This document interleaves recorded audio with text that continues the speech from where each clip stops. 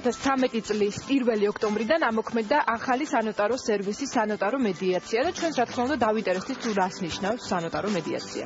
სწორედ ამასთან დაკავშირებით სასაუბროთ გვესტუმრა ნოტარიუსი დარაჯან ახალბედაშვილი, რომელიც მოგიყვება ამ სიახლის შესახებ. მოდით გითხარით რა არის სანოტარო მედიაცია.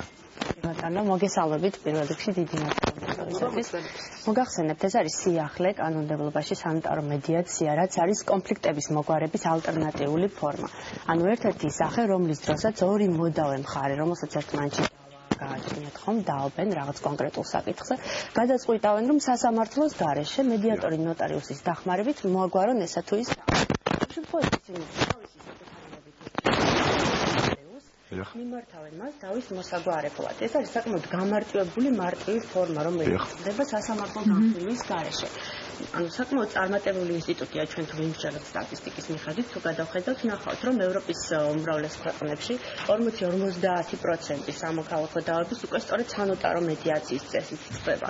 ხოლო ამერიკაში უკვე 5% აღწევს სასამართლომდე სამოქალაქო დავების. ეს მეტყველებს იმაზე, თუ რაოდენ კარგად დაიმკვიდრა ამ ინსტიტუტმა ადგილი და ასე რომ ჩვენთანაც შევიდა უკვე ცვლილება ძალაშია და მოდავე მხარებს შეუძლიათ მიმართონ ნოტარიუსთან პალატას არჩევს შესაბამისი მათთვის მისაღები ნოტარიუსი, მედიატორი, რომელიც დაეხმარება მათ თავის მოგვარებაში. საინტერესოა ალბათ რა შემთხვევაში აქვს ნოტარიუს უფლება, რომ შეასრულოს მედიატორის ფუნქცია, როგორ ხდება ეს? იცით როგორ არის აუცილებლად უპირველეს ყოვლისა სახეზე უნდა გქონდეს ჩვენ ორივე მოდავე მხარის თანხმობა. ორივე მოდავე მხარე უნდა იყოს თანახმარო, რომ სანოტარო მედიაცია განხორციელდეს. თანხმობა, ანუ ნებაყოფლობითობის პრინციპს აქვს ძალიან დიდი მნიშვნელობა. ამის შემდეგ ჩაერთება ნოტარიუსი როგორც მედიატორი სანოტარო მედიაციის მოგვარებაში დავის გადაწყვეტაში. აუცილებლად ნოტარიუსი ერთობა საოჯახო სამართლებრივ, სამემკვიდრეო და სამეზობლო სამართლებრივ დავებში. მაგრამ არის დავებში, სადაც ნოტარიუსი არ არის უფლებამოსილი დავების განსაზღვრული რაოდენობა, სადაც არ არის უფლებამოსილი, რომ ჩაერთოს როგორც მედიატორი. ეს არის შულადაყვანის საკითხი, შულადაყვანის ბათილად ცნობა, მშობლის უფლების ჩამორთმევა, ან მშობლის უფლების შეზღუდვა. ამ კონკრეტულ შემთხვევებში ნოტარიუსი არ არის უფლებამოსილი, რომ განახორციელოს მედიატორის უფლება. სხვა შემთხვევაში ნებისმიერ დავაზე არის უფლებამოსილი მხარეთა შეთანხმებით, ოღონდ საქართველოს კანონმდებლობით სხვა დავაზე, კონკრეტულ დავაზე არ უნდა იყოს განსაზღვრული მედიაციის სპეციალური წესი. თუ არის ისეთი შემთხვევა, მაგალითად, როდესაც ნოტარიუსის ცოდნა არ წვდება, ვთქვათ, კონკრეტული დავის მოგვარებას. აი ამ შემთხვევაში რა ხდება? ვინ ასრულებს ამ მედიატორის? ანუ შეიძლება იყოს კარგი შეკითხვა, ამიტომ რომ ბუნებრივია, რომ ნოტარიუსი არ წვდებოდეს ყველა სფეროს, ხომ, გარდა იურიდიული საკითხებისა, ვთქვათ, შეიძლება იყოს სამშენებლო საკითხები, ვთქვათ, რაღაც პროექტი იხილებოდეს სამშენებლო ან სხვა. კონკრეტულად რაღაც მიმართულების ალბათ. ანუ სულაც არ არის სავალდებულო, რომ ნოტარიუსი ფლობდა შესაბამის განათლებას, ვთქვათ, სამშენებლო სფეროში. ამ შემთხვევაში ჩვენ შეგვიძლია მოვიწვიოთ სპეციალისტები, მაგალითად ინჟინრები, რომლებსაც შესაბამისი ჩვევები, შესაბამისი უნარები და ცოდნა გააჩნიათ ამ სფეროში და მათი ცოდნა გამოვიყენოთ დავის ნოტარიუსთან ერთად მოხდეს ამ პრობლემის და დავის მოგვარება. პროცესში როგორც სპეციალისტები, როგორც მონაწილე მხარეები მივიღოთ მათგან სპეციალური ცოდნა, შესაბამის გარემოებას მოვარგოთ და ისე მივიღოთ გადაწყვეტილება. თქვენ საიძებთ სრულად ამ ახალი სიახლის შესახებ ინფორმაცია. იქნებ გითხრათ კონკრეტულად რა უპირატესობები აქვს სანოტარო მედიაციას და რატომ უნდა მიმართოთ ნოტარიუსს და თქვათ არა სასამართლოს? მეთქით როგორი მომენტია. საკმაოდ ვრცელი ჩამონათვალია რამდენადაც ვიცით აი ამ უპირატესობების. დიახ. ანუ ნოტარიუსი ეს არის მოლაპარაკების წარმმართველი, სასამართლოსგან განსხვავებით და მოსამართლისგან განსხვავებით. მას არ აქვს დავის გადაწყვეტის უფლებამოსილება. ანუ ის მხარეებს საშუალებას აძლევს, რომ სწორი მოლაპარაკების წარმართვის კუთხით სწორ გადაწყვეტილებამდე მივიდნენ, მაგრამ არავითარ შემთხვევაში დავის გადაწყვეტის უფლებამოსილებას ნოტარიუსი არ იღებს თავის თავზე. ის სწორ მიმართულებას აძლევს მოლაპარაკებას. ამიტომ სახეზე გვაქვს აუცილებლად მხარეთა თანხმობა, რაც ძალიან დადებითი მხარე არის ამ პროცესში, რადგან სასამართლოში ხშირად მეორე მხარეს იძულებით უწევს მისვლა. განსხვავებით ჩვენ შემთხვევაში ორივე მხარის ნება არის სახეზე, ორივე მხარე თავისი ნებით საკუთარი ნებასრულით მოდის ჩვენთან. ნოტარიუსი ვალდებულია ამ დროს თითოეული მხარის ინტერესები, უფლებები თანაბრად დაიცვას. ანუ სახეზე გვაქვს თანასწორო უფლებიანობა, რაც გარანტირებული უნდა იყოს აუცილებლად ამ პროცესის მიმდინარეობისას. გარდა ამისა, ვალდებულია მედიატორი ნოტარიუსი სანოტარო მედიაციის განხორციელების დროს დაიცვას ინფორმაცია, რომელიც რომელიც მისთვის ცნობილი გახდა, კონფიდენციალური უნდა იყოს ეს ინფორმაცია, არ უნდა გაამჟღავნოს, ანუ კონფიდენციალობას დაცულია, რაც მე ვფიქრობ, რომ მოდავე მხარებისათვის მნიშვნელოვან ფაქტორს წარმოადგენს. გარდა ამისა, ხშირ შემთხვევაში სანიტარ მედიაციის დასრულება კონფლიქტის მოგვარებას, კონფლიქტის დასრულებას უკავშირდება, რადგან ხშირად მხარების შერიგებაც მოუწევს. ანუ არა მორიგებით არის შემოფარგლული ყველაფერი, არამედ შერიგებითაც თავდება. შერიგებაც მოუწევს. დიახ, ანუ როდესაც დასრულდება ეს კონფლიქტი, მხარებიც შერიგდებიან, სასურველი შედეგი, ანუ შეთანხმებას მიაღწევენ მხარები, რაც ორივე მხარისათვის მისაღები იქნება. მეტნაკლებად, თუმცა ორივე მხარისათვის მისაღები.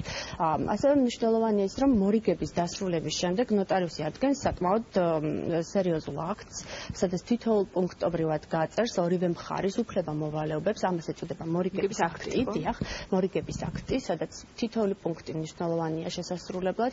ამ ვალდებულების დარღვევის შემთხვევაში გაიცემა უკვე საახსრულებლო ფურცელი და დაიწყება იძულებითი აღსრულება. ანუ საკმაოდ მნიშვნელოვანია, რომ დეტალურად მივყვეთ მორიგების აქტს, სწორად შეადგინოს ნოტარიუსმა, სწორად დაადასტუროს და მხარეებმა შეასრულონ ზედმიწევნით. კარგით. ასე რომ მორიგების პროცესი სრულდება მორიგების აქტით. დიახ, კონფიდენციალობა დაცულია, მხარეთა ინტერესები დაცულია და რაც მთავარია, თითოეულ მხარეზე ზრუნავს ნოტარიუსი თანასწორად.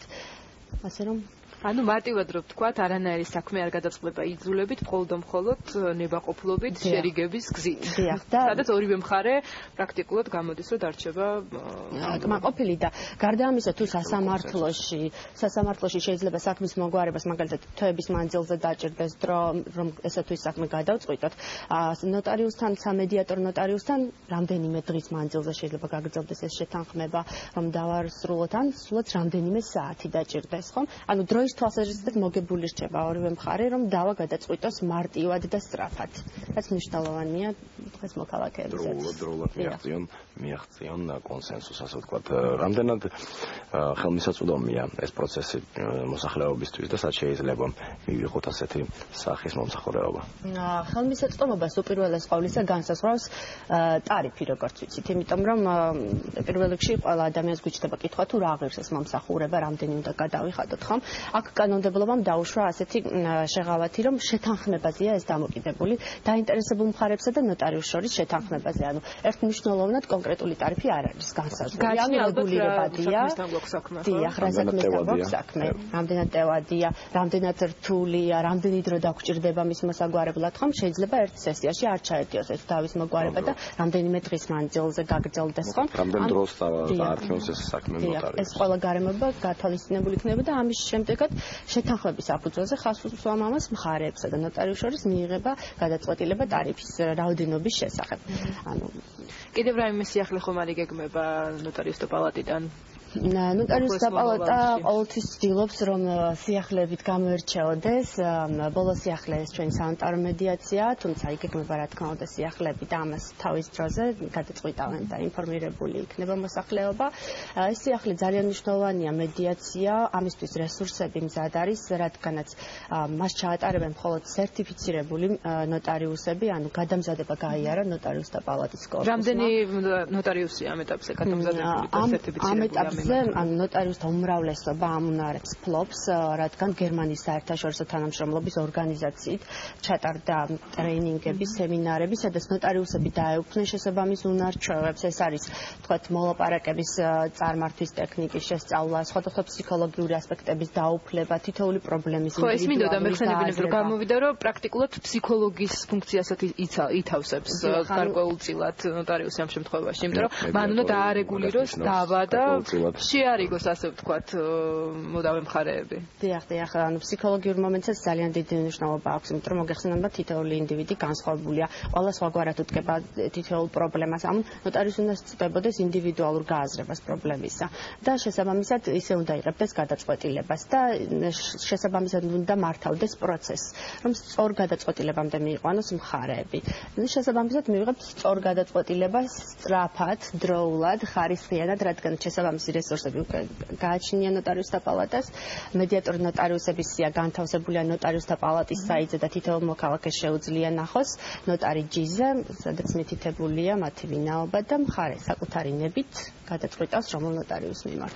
გასაგებია რომ მხოლოდ 1 ოქტომბრიდან არის ამოქმედებული ეს ახალი სერვისი. როგორია დაინტერესება თუ არის ცნობილი ამ ეტაპზე და თუ მომართა უკვე მოსახლეობის ნაწილმა ამ სერვისს? ჯერ მხოლოდ 1 ოქტომბრიდან შევიდა ეს ზალაში. სულ რაღაც 8 დღეა გასული მერვე დღე. თანაც შაბათ-კვირაც დაემთხვა ამ 8 დღის მანძილზე, ასე რომ საკმაოდ ცოტა დრო არის გასული, თუმცა ხშირად უწევს ნოტარიუსს თავისი საქმიანობიდან გამომდინარე, სანამ ეს ცვლილებაც ამოქმედდებოდა. მხარეებთან აცნობას არის თქვა ხო ამ სერვისის შესახებ? არა, მხარეებთან გარკვეულწილად მედიაციის განხორციელება ასე თუ ისე გვიწევდა სამემკვიდრეო სამართლებრივ დავებზე ხშირია მოქალაქეებს შორის კონფლიქტი, ეს ქონებრივ დავას ეხება, ვერ იყოფენ, ვერ თანხმდებიან. ნოტარიუსი გარკვეულწილად მათ ეხმარებოდა გადაწყვეტილების მიღებაში.